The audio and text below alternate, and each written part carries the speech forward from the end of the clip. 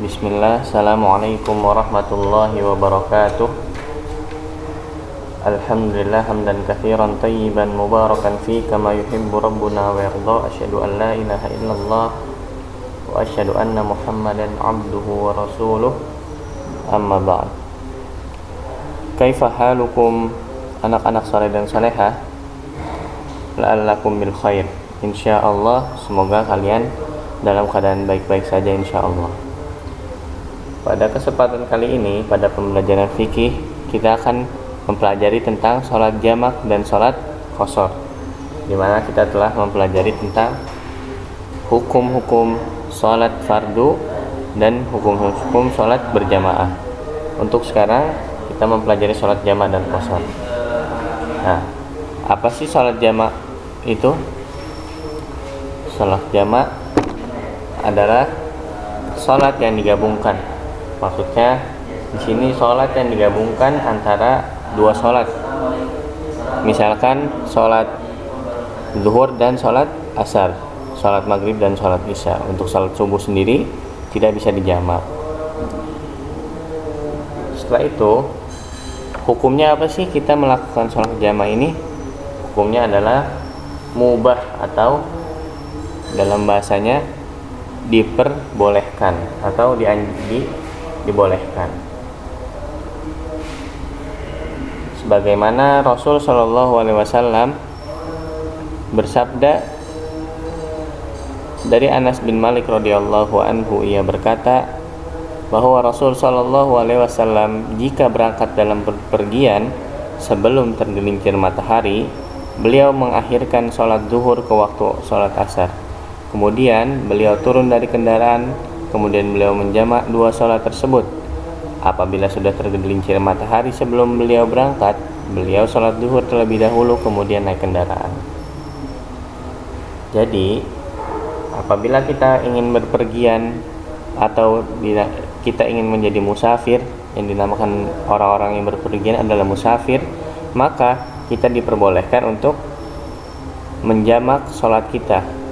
Tapi di sini ada beberapa syarat untuk menjamak sholat, yaitu akan disebutkan sebagai berikut.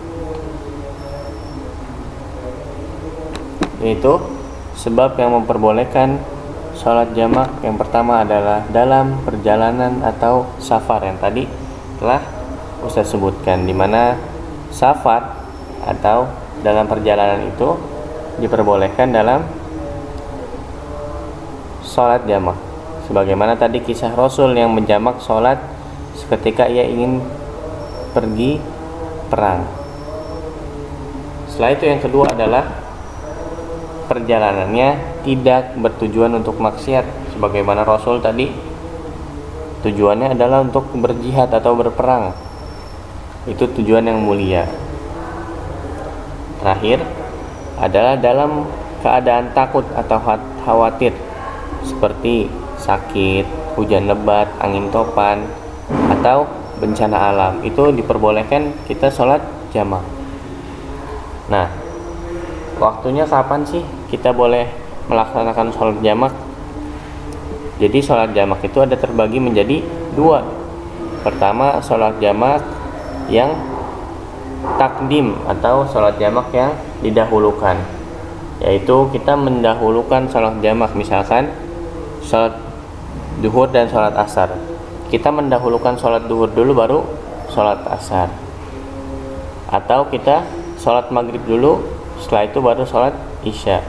Itu jamak takdim yang didahulukan. Yang kedua ada jamak takhir, yang dimana kita mengakhirkan jamaknya, yaitu kita sedang berjalan di perjalanan, setelah itu kita mendengar azan zuhur tapi kita belum sholat. Kita sholat ketika sholat asar. Kita sholat zuhur dan asar, dua sholat itu di waktu asar. Itulah jamak takhir. Atau kita sholat maghrib dan isya di waktu isya. Itu jamak takhir atau kita mengakhirkan jamaknya. Itulah sebab-sebab yang diperbolehkan kita sholat jamak dan macam-macam sholat jamak. Nah, tadi ada kisah tentang Rasul yang dimana Rasul menjamak sholatnya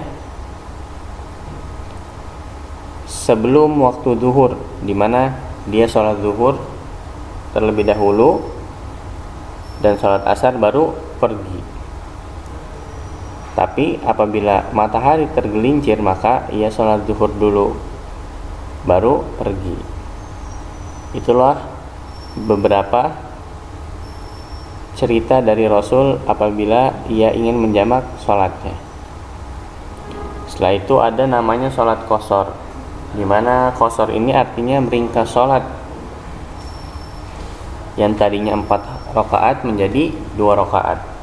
Dan sholat qashar ini hanya ada pada 3 sholat, yaitu pertama sholat zuhur, sholat asar, dan sholat isya. Karena sholat maghrib dan sholat subuh tidak bisa diqashar, tidak bisa diringkas.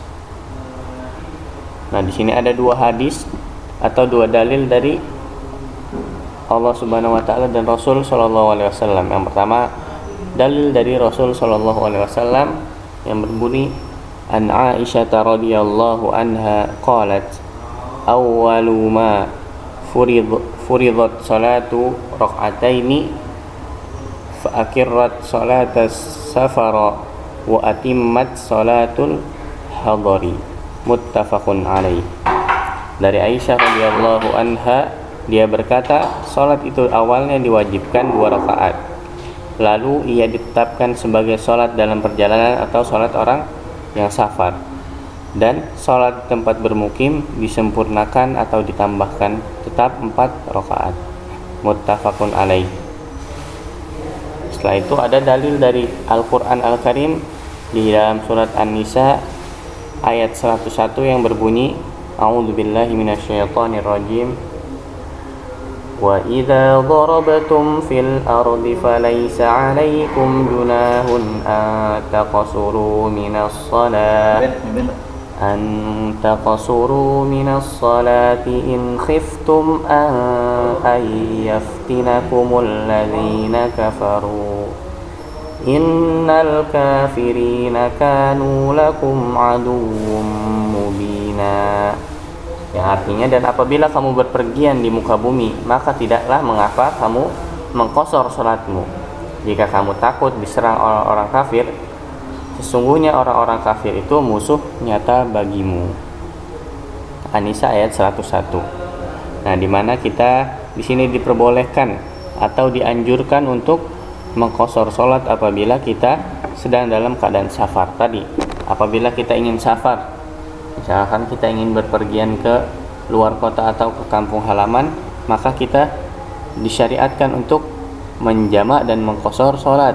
Apabila zuhur dengan asar, berarti kita menjamak dan mengqashar 2 salat zuhur dan 2 salat asar. Apabila salat maghrib dan isya, 3 salat maghrib dan 2 salat isya. Itulah jamak dan qashar. Nah, dalam perkara ini, dalam perkara qashar ini ada masalah-masalah anak-anak soleh dan solehah. Yang pertama itu sholat yang boleh diqashar. Tadi telah Ustaz sebutkan bahwasanya ada 3 sholat yang boleh diqashar, yaitu sholat zuhur, sholat asar, dan sholat isya. Nah, setelah itu masalah yang kedua adalah kapan sih waktu boleh mengqashar sholat itu?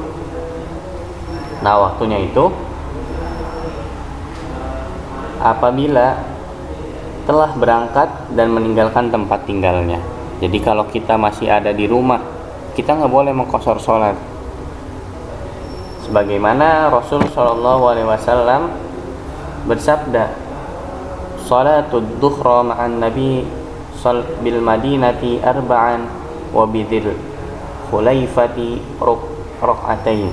Jadi ini ada sahabat yang menceritakan di mana Rasul Shallallahu Alaihi Wasallam salat duhur di Madinah 4 rakaat. Nah, setelah itu Rasul pergi ke namanya Dzul Hulaifah, di mana di sana ia sholat, Rasul itu sholat 2 rakaat di mana ia sedang safar. Jadi apabila masih di rumah atau masih di kota, tetap sholat 4 rakaat. Apabila sudah keluar kota atau sudah di perjalanan, diperbolehkan mengqashar 2 rakaat. Masalah yang ketiga adalah apabila orang yang berpergian